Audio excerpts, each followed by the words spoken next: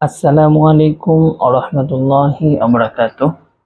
আমরা পূর্বের ক্লাসে নুন সাকিন ও তানবিনের চারটি প্রকার ইকলাব, ইদগাম, ইজহার, ইখফা জেনেছি এবং এই প্রত্যেকটি প্রকারের আলাদা আলাদা কয়েকটি হরফ আছে, সেই হরফগুলো সম্পর্কে আমরা জেনেছি। আজকে ইকলাব, ইদগাম, ইজহার, ইখফা এই চার প্রকারের বিস্তারিত যে উদাহরণ এবং পড়ার নিয়ম সে সম্পর্কে আমরা জানবো ইনশাআল্লাহ।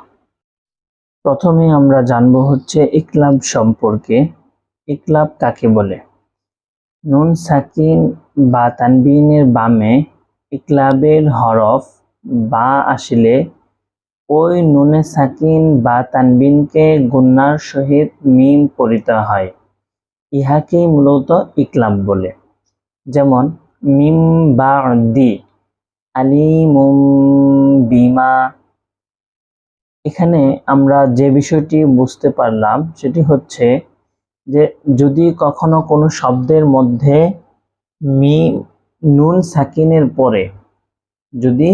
সাকিনের পরে অথবা তানবিনের পরে, একই শব্দের মধ্যে নুন সাকিন এবং তানবিন আসবে না, একই শব্দের মধ্যে একসঙ্গে এই নিয়ম কখনোই প্রয়োগ হবে না, সেটি আলাদা আলাদা হবে।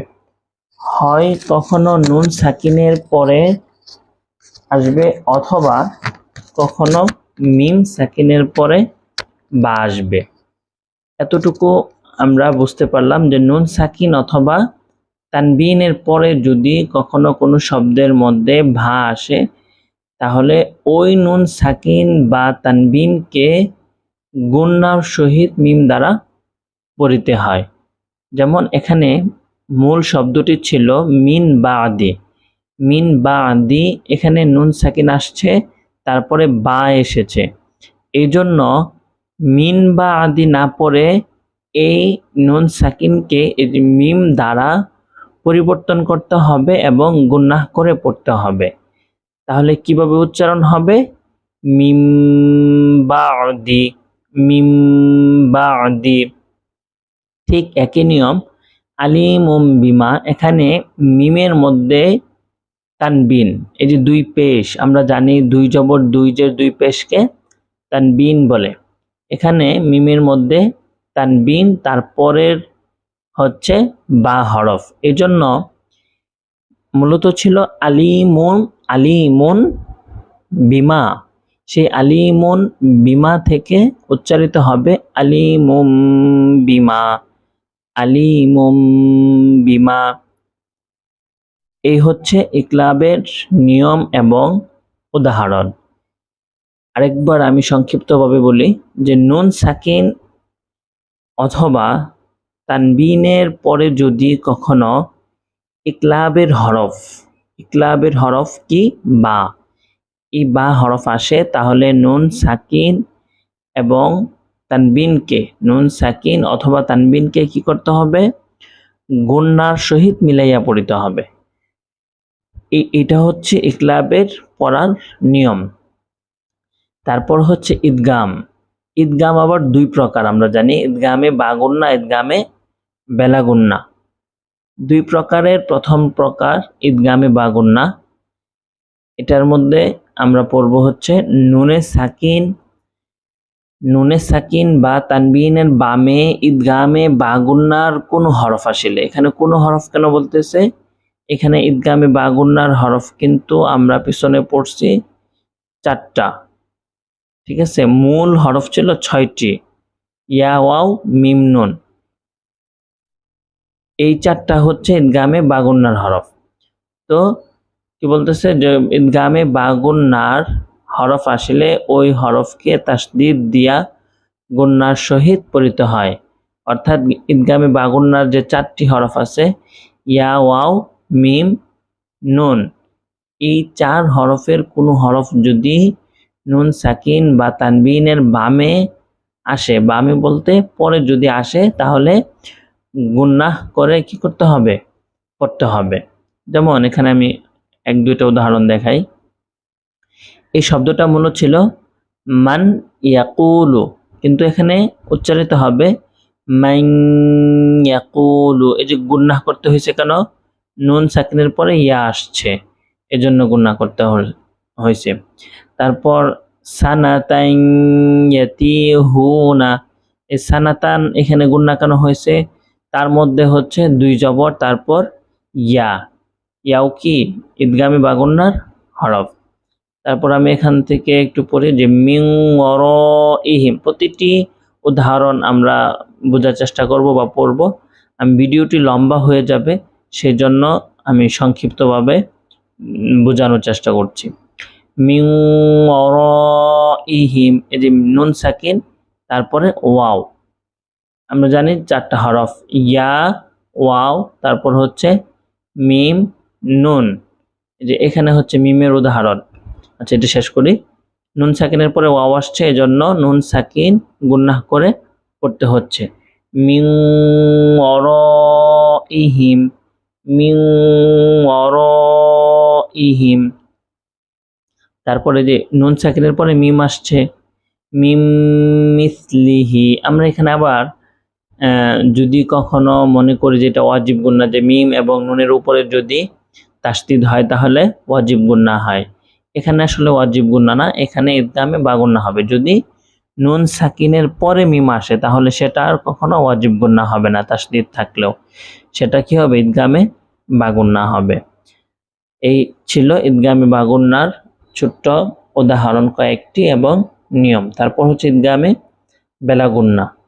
একটা জিনিস আমরা মনে রাখবো যে প্রতিটি নিয়মের ক্ষেত্রেই এই শব্দটা বা এই নিয়মটা থাকবে যে নুনে সাকিন বা তানবিন, নুনে সাকিন বা তানবিনের বামে হচ্ছে কি হবে? হয় ইকলাবের হরফ আসবে, না হয় ইদগামে বাগুন্নার হরফ আসবে, না হয় বেলাগুন্নার হরফ, না হলে ইজহারের হরফ, না হয় ইকফার হরফ। এখানে আমরা বেলাগুন্না জানবো। নুনে সাকিন বা তানবিনের বামে ইদগামে বেলাগুন্নার হরফ আসলে ওই হরফকে তাসদিদ দিয়া গুন্নাহ ছাড়া পড়িতে হয়। ইদগামে বেলাগুন্নার হরফ কি কি? র, লাম, এই দুটি হচ্ছে ইদগামে বেলাগুন্নার হরফ। এই দুটি হরফ যদি কখনো নুন সাকিন বা তানবিনের পরে আসে তাহলে গুন্নাহ ছাড়া মিলাইয়া পড়তে হবে, গুন্নাহ হবে না। যেমন এই যে এখানে আর হুস্তাগনা, এই যে এখানে ছিল আন রা, নুন সাকিনের পরে র আসছে, যার কারণে এখানে গুন্না না হয়ে তাসদিদ দিয়ে গুন্না ছাড়া পড়া হচ্ছে। আন রাহু এর জায়গায় পড়া হচ্ছে কি? আর রাহুস্তাগনা, আর রাহুস্তাগনা, এভাবে। তারপর হচ্ছে আচ্ছা, আরেকটু উদাহরণ বলি যে ফি আইশাতির রাজিয়া, এখানে তার মধ্যে তানবিন তারপর র, যার কারণে এখানে গুন্না হয়নি, আইশাতির রাজিয়া। তারপর ওয়ালাকিন লা, মূলত ছিল ওয়ালাকিন লা ইয়াশউরুন, কিন্তু নুন পড়া যাবে না, পড়তে হবে ওয়ালাকিন লা ইয়াশউরুন, ওয়ালাকিন লা ইয়াশউরুন।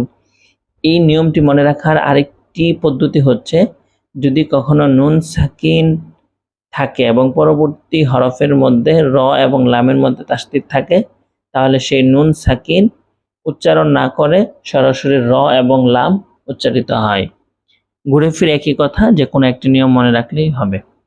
তারপর হচ্ছে ইজহার। ইজহারের হরফ 6টি।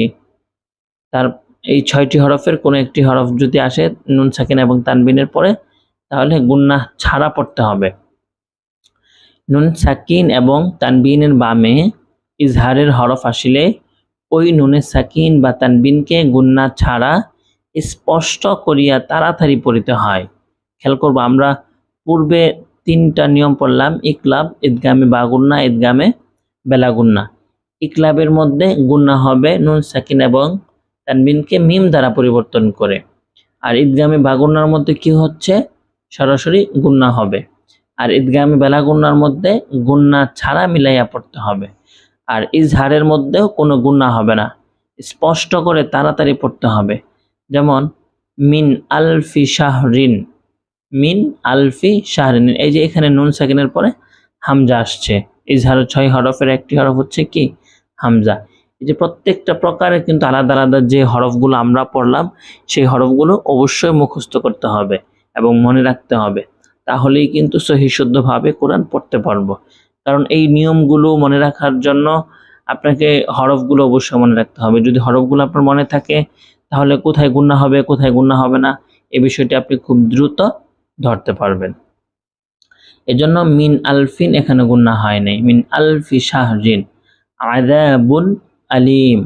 ওয়ানহার, এই যে ওয়ানহার এখানে নুন সাকিনের পরে হা আসছে, তারপর আজিজুন হাকিম, এরকম অনেকগুলো নিয়ম আছে, সংক্ষিপ্ত কয়েকটি নিয়ম দেখানো হলো। তারপর হচ্ছে ইখফা, ইখফার ক্ষেত্রেও একই বিষয়, যে নুন সাকিন বা তানবিনের বামে এই পর্যন্ত সবগুলো একই কথা। নুন সাকিন বা তানবিনের বামে ইখফার হরফ আসিলে ওই নুনে সাকিন বা তানবিনকে ইখফা করে পড়তে হয়। ইখফা করা মানে কি? গুন্নাহ করে। ইখফা মানে গুন্নাহ করে পড়তে হয়। যেমন এখানে হচ্ছে মিন সামারতিন, মূল শব্দ মিন সামারতিন। ইখফার কিন্তু 15টি হরফ আমরা পিছনে দেখে আসছি। যে 15টি হরফের একটি হরফ হচ্ছে সা, তাহলে কি পড়তে হবে? মিন সামারতিন, মিন সামারতিন।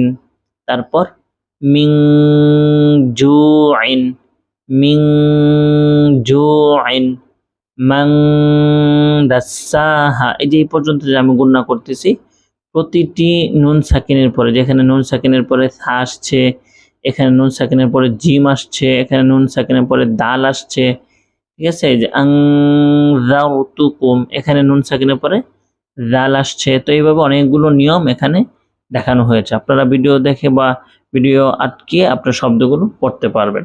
তবে এখানে মূল বিষয় যেটি, সেটি হচ্ছে হরফগুলো মনে রাখতে হবে এবং নুন সাকিনের পরে কোন নিয়মের কোন হরফ আসলে গুণা হবে কোথায় গুণা হবে না, এতটুকু বিষয়। খুব বেশি নিয়ম না, মাত্র চারটার মধ্যে একটা হচ্ছে ঈদগামে বাগুন্না, বেশি ঈদগামে লাগুন্না।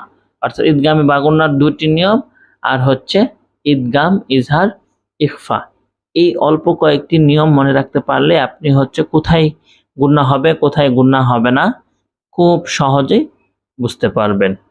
তো আশা করি আপনারা প্রত্যেকেই বিষয়গুলো বুঝতে পারছেন। যদি কারো বুঝতে অসুবিধা হয় তাহলে অবশ্যই আমাদের ফেসবুক পেজে মেসেজ করবেন, আমরা ইনশাল্লাহ আপনাদেরকে বোঝানোর চেষ্টা করব, বা প্রয়োজন আপনার জন্য আলাদা করে ভিডিও বানিয়ে আপনাকে সহযোগিতা করব ইনশাআল্লাহ।